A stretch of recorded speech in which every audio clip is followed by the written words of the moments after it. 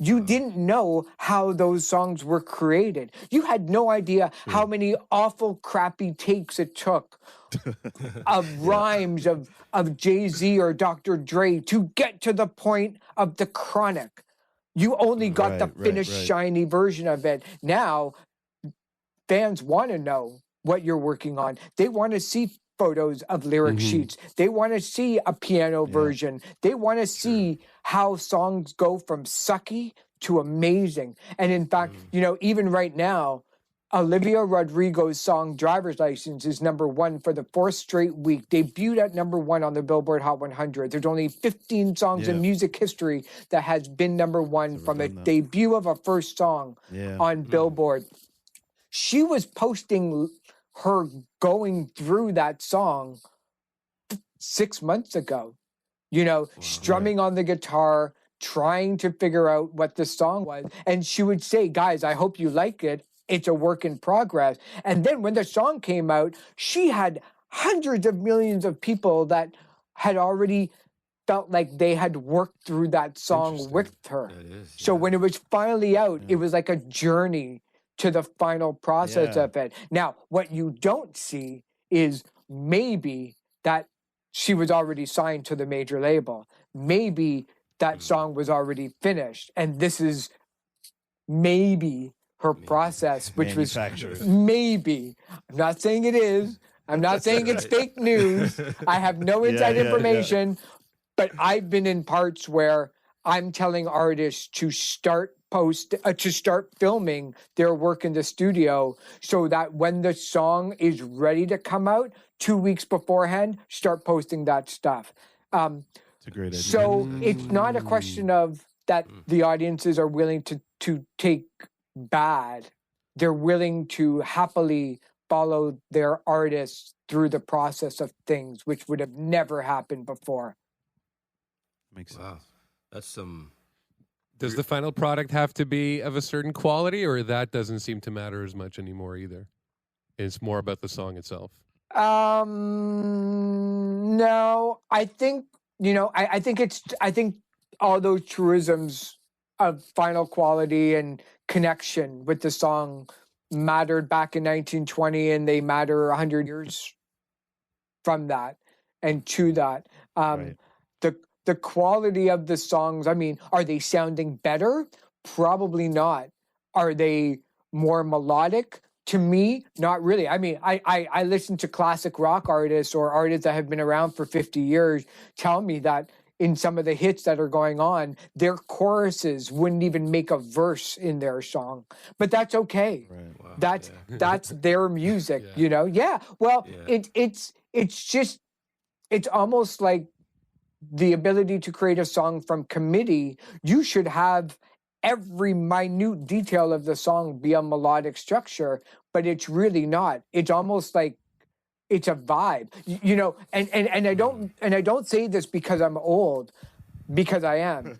I say this because I started to think about this. The more criticism artists are getting, at least on my Twitter feed, from people that are over the age of 35, where I'll post something like Drake just got, you know, it's his 230th Billboard Hot 100 hit, the most in history, and somebody will invariably write, I can't even hum a single song.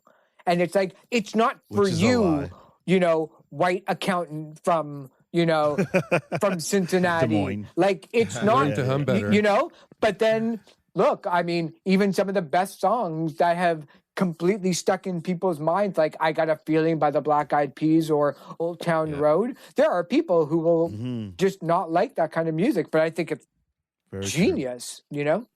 Yeah. Yeah. Yeah.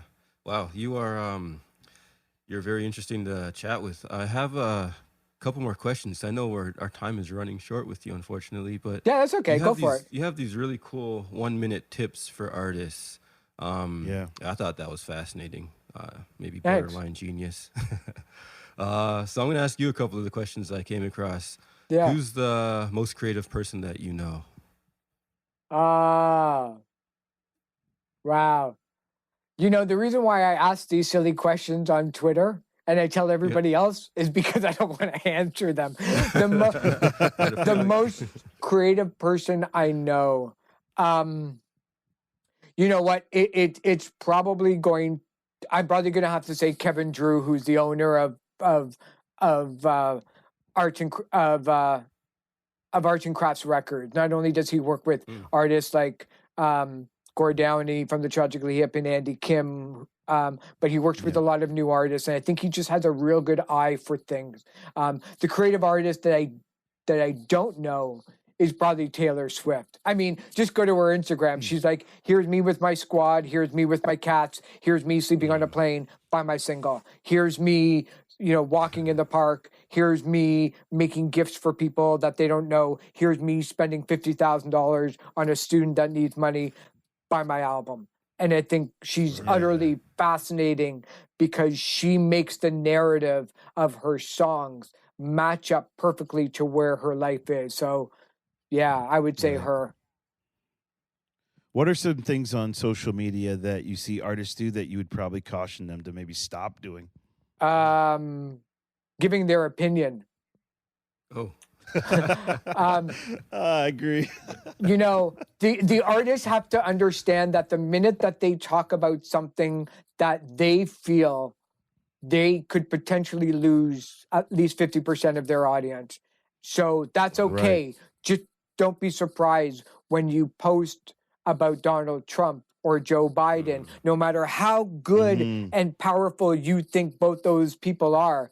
There's the opposite effect that is going to happen with it, and we're seeing it now. There are absolutely the absolute right for artists to speak out and talk about their mind, and talk about what's going on in their head.